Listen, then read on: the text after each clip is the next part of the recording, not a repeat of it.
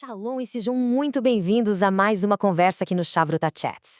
Hoje, a gente vai mergulhar de cabeça num tema que deixa muita gente com uma pulga atrás da orelha. Dag Veshalav, ou seja, a proibição sefaradita de misturar peixe e leite. Peraí, peixe e leite? Mas essa regra não tá na Torá, né? De onde é que ela saiu então? Pois é, a resposta é fascinante e mostra como a lei e a tradição judaica estão sempre vivas, sempre evoluindo. Bom, esse aqui é o nosso mapa para hoje. A gente começa com essa proibição que parece meio inesperada. Depois vamos descobrir a palavra-chave que resolve o mistério, sakaná, ou perigo.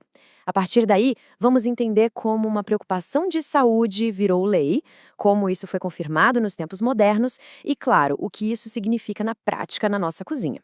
Então, vamos começar pelo começo. Certo, vamos direto ao ponto central do nosso mistério. A gente tem uma proibição que parece que surgiu do nada. Quem conhece as leis de kashrut está super acostumado com a separação de carne e leite. Mas peixe? Isso já levanta a questão que vai guiar toda a nossa análise de hoje. Por que uma comunidade inteira adotaria uma regra tão séria se ela não está escrita, preto no branco, na Torá? A Torá é super específica, né? Não cozinharás o cabrito no leite de sua mãe. E daí nasceu toda a separação rigorosa de carne e laticínios. Mas peixe não é carne de mamífero, não entra nessa categoria. Então por que raios tantas comunidades, especialmente as sefaraditas, criaram uma regra parecida? A resposta, gente, não está na teologia. Está em algo muito, mas muito mais prático. E olha, essa imagem aqui resume perfeitamente a diferença. De um lado, Bassar Bishalav, carne com leite, a fonte, a própria Torá, é um mandamento divino, um Issur Deoraita, fim de papo. Do outro lado, Dag Vishalav, peixe com leite. A fonte aqui é outra, é um costume rabínico, um minhag, que se baseia num princípio totalmente diferente. E é exatamente aqui que a nossa história fica muito interessante. Ok, então qual é esse tal princípio totalmente diferente que a gente falou? A chave para decifrar esse código todo está numa única palavra em hebraico, sakana. E o que significa sakana? Perigo. É isso mesmo.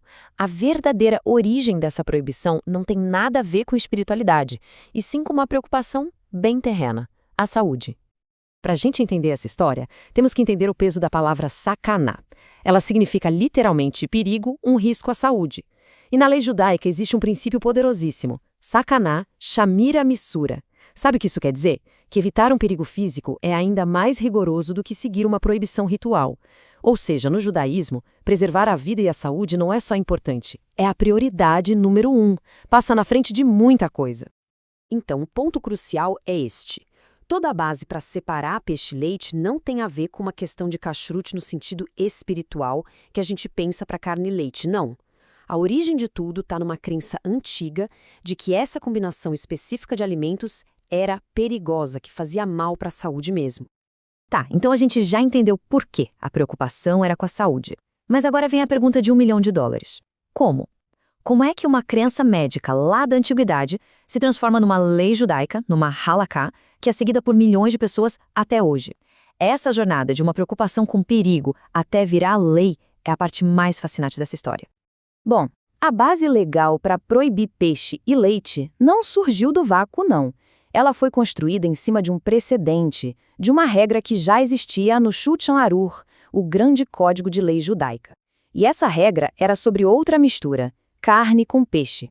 E aqui está a fonte, o texto original. No Shulchan Aruch, o código que é a referência máxima da lei judaica, o seu autor, o rabino Yosef Karo, que é a maior autoridade legal sefaradita, escreveu o seguinte: é necessário ter cuidado para não comer carne e peixe juntos, porque é difícil para a tzonat, que era uma doença de pele bem grave. Reparem bem, o motivo não é espiritual, é puramente médico. O fundamento é, de novo, a tal da sakaná. Agora vamos juntar as peças. O quebra-cabeça começa a fazer sentido. O processo foi super lógico. Primeiro, o Shulchan Aruch já proibia carne com peixe por causa da sakaná. Isso basicamente abriu uma porta, cria um precedente legal fortíssimo. A saúde é um motivo válido para separar alimentos. A partir daí, os rabinos e as comunidades, por analogia, simplesmente estenderam essa mesma lógica para a mistura de peixe com leite. E com o passar do tempo, o que era uma prática de cautela, virou um minhag, um costume comunitário tão forte que se tornou obrigatório.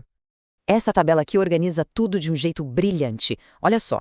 carne e leite, proibição da Torá, base bíblica. Depois, carne e peixe, proibição rabínica baseada na Sakaná de Tsarat. E por último, a nossa estrela do dia, peixe e leite se encaixa como um costume rabínico também baseado em Sakaná, só que por uma doença mais geral e que acabou se tornando proibido pela força do costume nas comunidades sefaraditas. Faz todo sentido, né?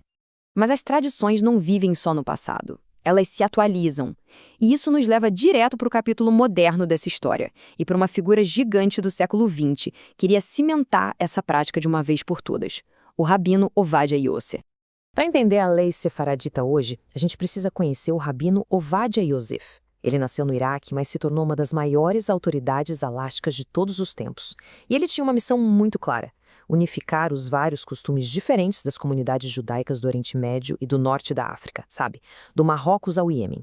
Ele queria criar um padrão legal, único e coeso. E a lógica dele é a chave para entender por que essa prática continua tão forte hoje em dia. Ele argumentou o seguinte: mesmo que a ciência moderna já não considere essa mistura de alimentos um perigo, isso não importa mais. Um costume que foi estabelecido e praticado por tantas gerações ganha uma força própria. Ele se torna legalmente obrigatório. Em outras palavras, a própria tradição se transforma em lei.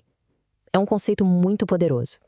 O impacto dessa decisão foi gigantesco. Basicamente, ela solidificou a separação de peixe e leite como padrão universal, a regra a ser seguida para as comunidades sefaraditas e Mizraim hoje em dia.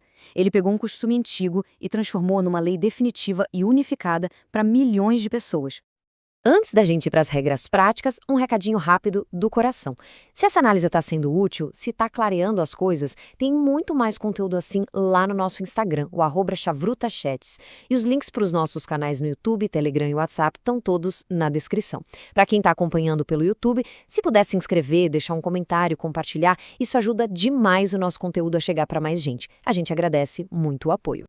Ok, vamos para a nossa parte final então. As diretrizes e o veredito. O que tudo isso que a gente conversou significa na prática, na cozinha, na hora de montar o prato hoje em dia? E isso nos leva a uma pergunta que, com certeza, muita gente deve estar se fazendo agora.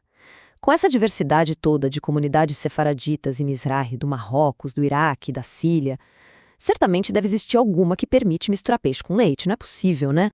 E a resposta, depois da decisão unificadora do rabino Ovadia Yosef, é um sonoro e definitivo não. Hoje em dia, a prática é considerada uma proibição rigorosa e praticamente universal em todas as comunidades sefaraditas e Mizraim. A força desse costume unificado foi tão grande que superou qualquer variação local que pudesse ter existido no passado. Então, na prática, como funciona? Esse slide resume tudo direitinho. É proibido cozinhar peixe junto com laticínios.